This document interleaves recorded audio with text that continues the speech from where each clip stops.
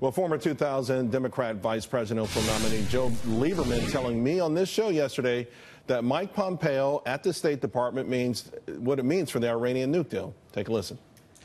I think he is ready to pull out, and I think that would be the principled thing and the best thing to do for our national security. Right. And Mike Pompeo, who I know and like and respect, I think will be a Secretary of State who will support the president in the kind of principled, tough policy against Iran that'll be best for America. The former State Department spokesperson, Marie Harf, and former Navy SEAL Dave Sears. Dave, I'll start with you on this. I was kind of surprised. Joe Lieberman, obviously known as a straight shooter, but he was very complimentary of the actions that President Trump has taken recently with the State Department.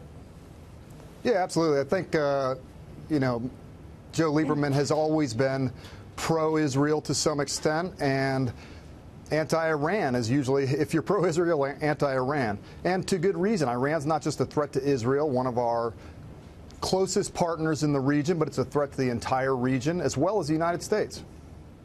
Marie? Well, I think that Joe Lieberman said some interesting things, but the problem now, when we're talking about the Iran deal, is that President Trump and Mike Pompeo may not like it, but they haven't put forward something to replace it with. And that's what happens when you're in charge and you're actually governing. You can't just discard something without having a plan to do it better. And if they were to walk away and Iran were to restart its nuclear program the next day, that would be squarely on President Trump's head. And I do think there are a lot of my former colleagues at the State Department who are career officers, nonpartisan, who are worried about the fact that Mike Pompeo does not seem to support the Iran deal, and he doesn't seem to support diplomacy sort of writ large for dealing with things like North Korea. The State Department, that's what they do, is diplomacy. Yeah, but Dave, I think some people believe the Iranian nuke deal de facto started Iran on ultimately getting a nuclear weapon. It just delayed it, but now they know at some point, you know, they'll be able to get it with impunity, and that will be it.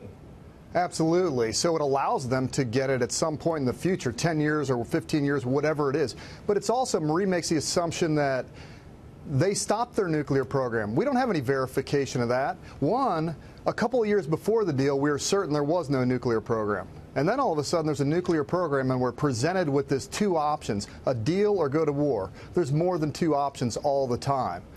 With that, we're saying that Iran now has stopped their thing. IAEA has not been to one military site since the beginning of the deal. Not one military site. It is true. Sorry, that's just not true. As someone who worked on the deal, who spent hours and weeks and months negotiating it, there are inspectors crawling all over every part of Iran's nuclear program today. They have repeatedly verified at the IAEA and through our own intelligence methods that Iran is complying. In 10 years, it is not true that they can get a nuclear weapon. In fact, the deal specifically prohibits them from ever getting a weapon. So we can debate the deal in the past. Where we are today is Donald Trump is in charge, and it's on him to come up with a better deal like he said he could.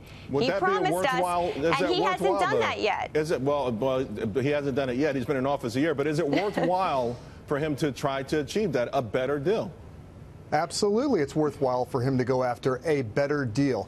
Take, for example, I mean, something that Joe Lieberman said yesterday was great. He said, not trust but verify, but mistrust and verify. And we're not able to verify. I'm interested. I'd love to see how many IAEA guys were to military sites in Iran looking at those programs. Right. Or was it Iran self-reporting? Now we go back. He absolutely needs to make a better deal. This one is kicking the can down the road. That's it. Marie, you would acknowledge that perhaps there can be a better deal, that there could be components of this that could be tightened up?